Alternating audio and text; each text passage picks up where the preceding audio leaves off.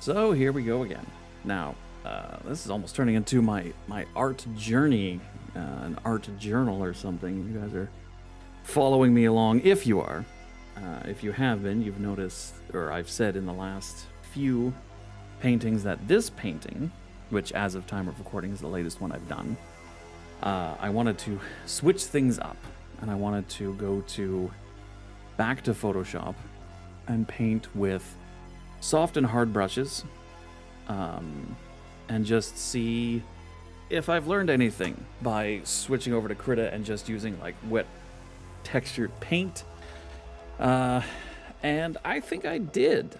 I'm not going to point out the things that I find at fault with the painting, but there was one kind of major one that I went back and kind of took care of. But let's get to so I did the crowd background a few paintings ago, and this is what it's for. So when I release a new serial chapter, there'll be a new poster.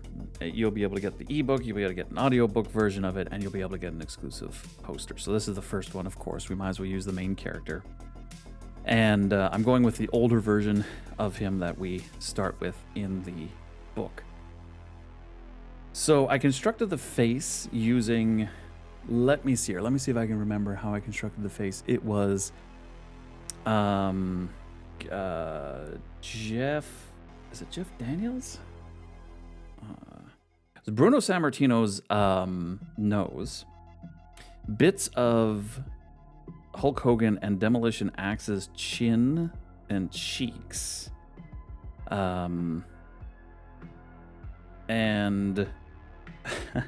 I'm not going to name the streamer, but actually a Twitch streamer I saw, his hairline, that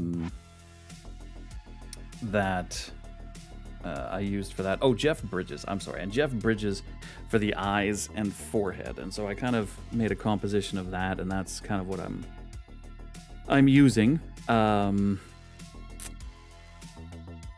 And the pose, you know what? You should be able to figure out the pose if you're a wrestling fan, to be honest. And so yeah, this is what I was doing. Now, I was thinking about this as I'm doing these. It's one thing to kind of give behind the scenes and give ideas for why you should be doing things or thinking about that. Like, that's positive in that sort of way. I do want to share anything that I have, though. Like, any tips or tricks I have. I didn't really want these to be like tutorials like, and then I applied paint, because that's just one way of painting, and you're going to find a different way.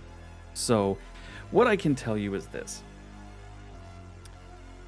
You always start, obviously, with a good sketch.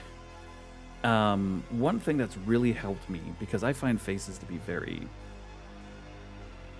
cool, is to figure out the shape of each component of the face.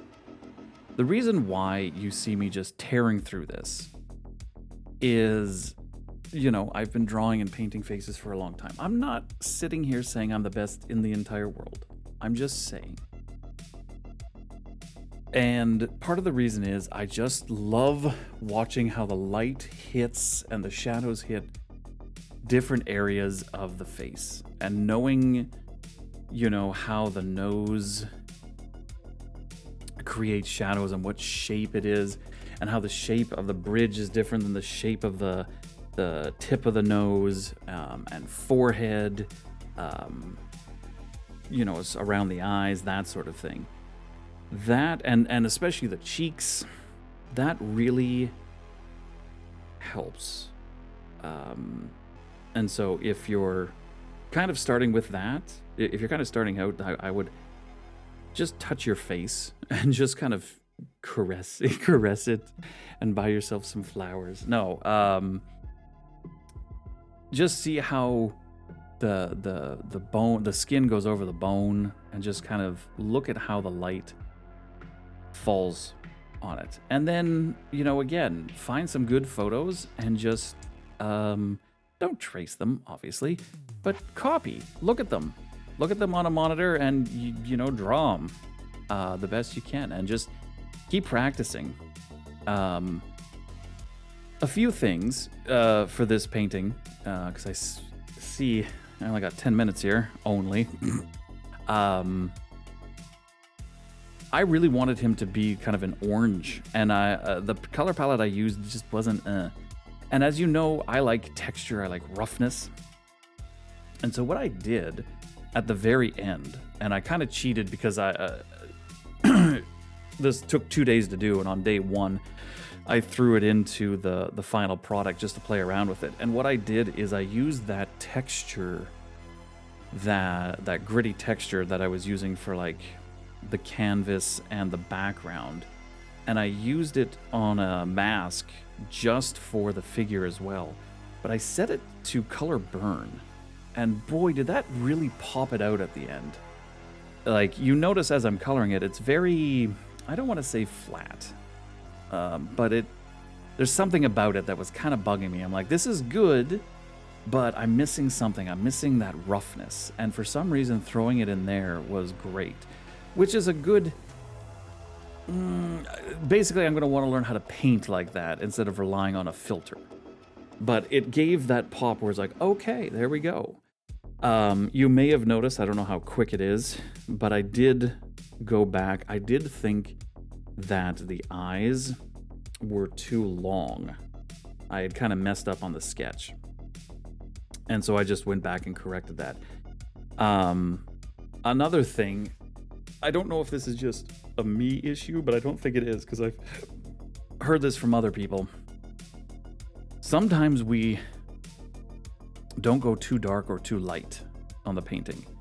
We tend to play with values that are kind of around each other, and although we have like an extreme dark or an extreme light, we don't really press into it. And so I really made an effort to go back to the face and really darken it again. And so I think that too, like if you're finding your painting is looking a little flat, is looking a little lifeless, get in there and really, especially with like Photoshop or Crit or anything like that, you can use layers and just mess around and see if it works. And if it doesn't, delete the layer and try it again.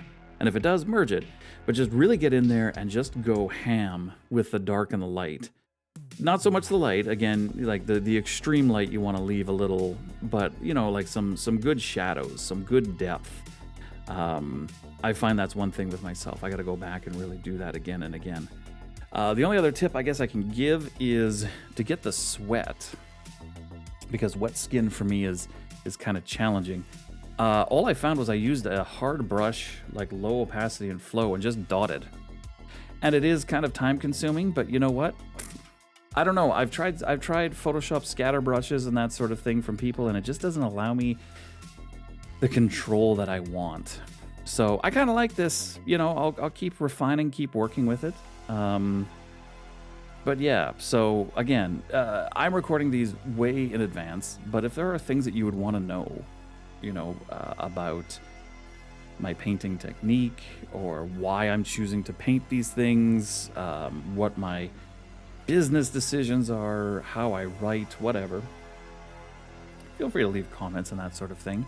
If I don't get to it here, I'll get to it at Fourth Wall, because I'm really, again, trying to push that as like the joining community. But yeah, feel free to ask, because,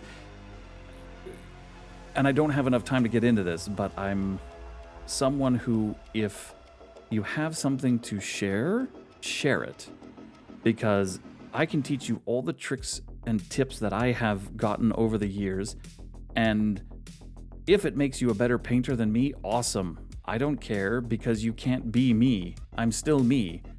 I'm still, you're not going to ever be able to match my creativity or my authenticity, because there's just one of me. You're going to have your own creativity and authenticity.